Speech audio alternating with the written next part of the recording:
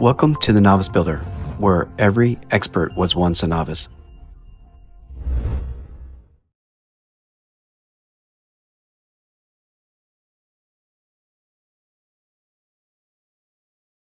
Now that the nesting box framing is complete in SketchUp, I'll move on to the actual build.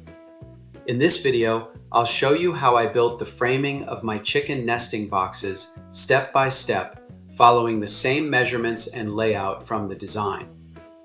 If you want to see the full planning process, make sure to check out the Chicken Coop playlist linked in the description below, where I cover everything from design to build. And don't forget, I'm giving away my full Chicken Coop design plan for free.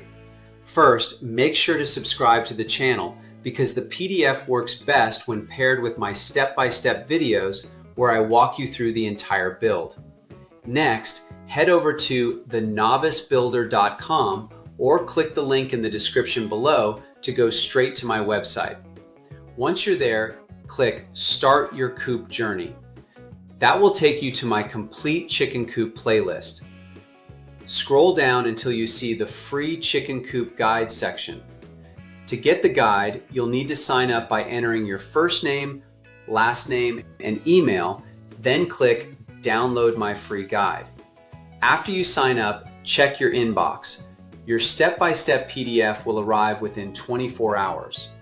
Inside the guide, you'll get original SketchUp plans, full measurements, complete tools list, detailed materials list, step-by-step build instructions. It's everything you need to confidently build your own chicken coop from start to finish.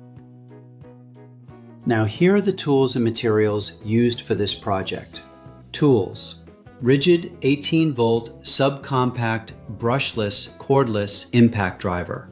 DeWalt black and gold twist drill bit set 15-piece. Milwaukee Shockwave 2-inch Phillips No. 2 impact driver bit.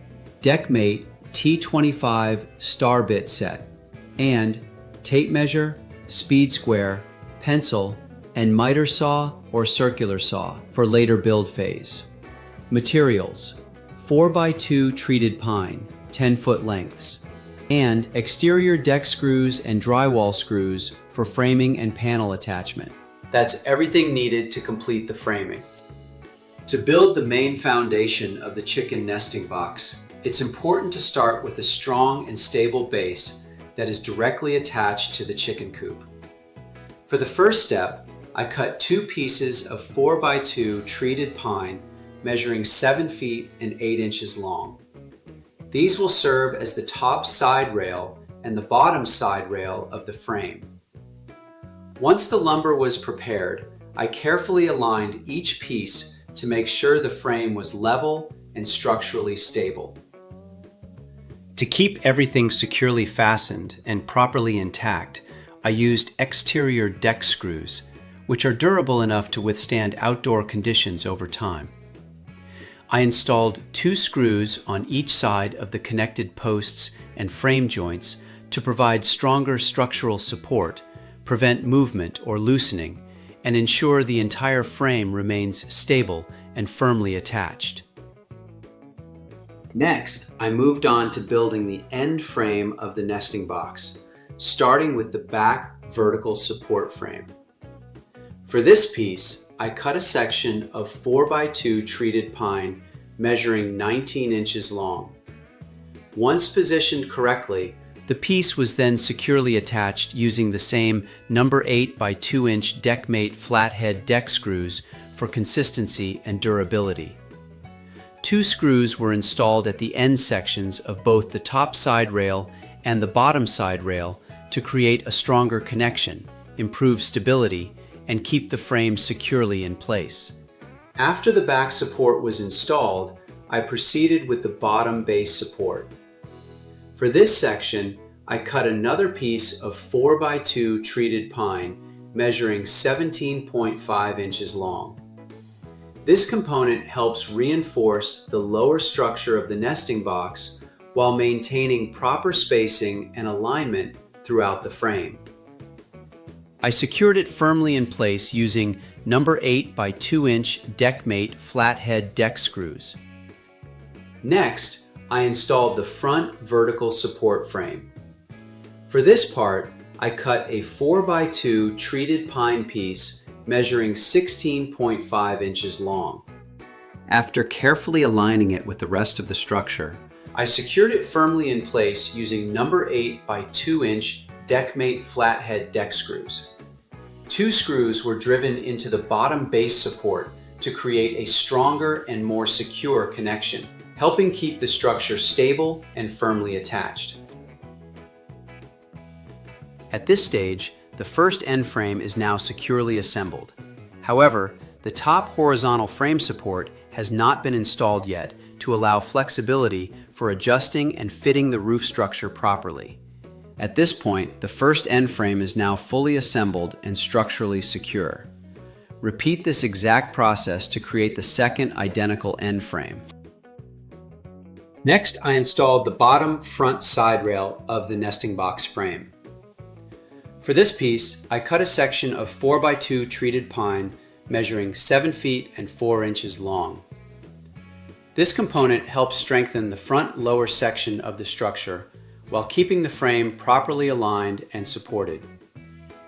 Once positioned correctly, I secured it firmly in place using number 8 by 2-inch deckmate flathead deck screws. Here is another angle showing how I secured it with screws. Important assembly note. During the actual build process, it was determined that the bottom front side rail should be installed first before attaching the front vertical support frame. This adjustment ensures proper alignment and allows the 2x4 screws to fully penetrate through the thickness of the bottom base and securely fasten into the bottom front side rail. Note, this revised sequence is an improvement made during the actual assembly and differs slightly from the original chicken nesting box design. After completing the bottom front side rail, I proceeded with installing the center supports of the nesting box frame. As shown in the original design model, the structure includes 3 center supports, one at the back, one at the bottom, and one at the front. However, during the actual build process, I decided not to install the rear center support because the existing post where the main frame base is attached already provides sufficient structural reinforcement. This setup is already strong enough to support the overall frame without the need for an additional rear brace. I also added leg supports to further improve the stability and load-bearing strength of the entire nesting box frame. The first center support I installed was the bottom support. For this piece, I cut a section of 4 by 2 treated pine measuring 13.5 inches long. After positioning it correctly within the frame, I secured it firmly in place using number 8 by 2-inch deckmate flathead deck screws to ensure maximum strength and stability. Next, I installed the front center support. For this section, I cut another piece of 4 by 2 treated pine measuring 13 inches long. Once aligned properly with the rest of the frame, I fastened it securely using the same number 8 by 2-inch deckmate flathead deck screws for consistency throughout the build. Finally, the framing includes angled leg supports designed to raise the nesting boxes off the ground. These supports help improve structural stability, distribute the weight of the nesting boxes more evenly, and protect the wooden frame from direct ground moisture, which can lead to premature wood deterioration over time. To create these supports, I cut 3 pieces of 4 by 2 treated pine, each measuring 18 inches long.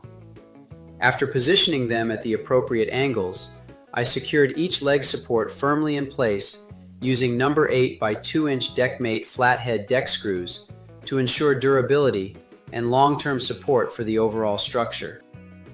And that's it.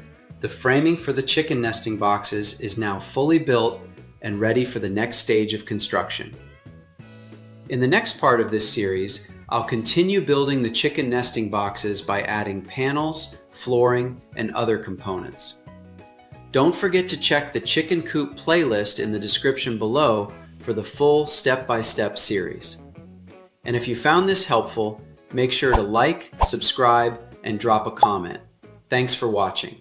Make sure to hit the subscribe button and ring the notification bell so you never miss out my upcoming project and videos.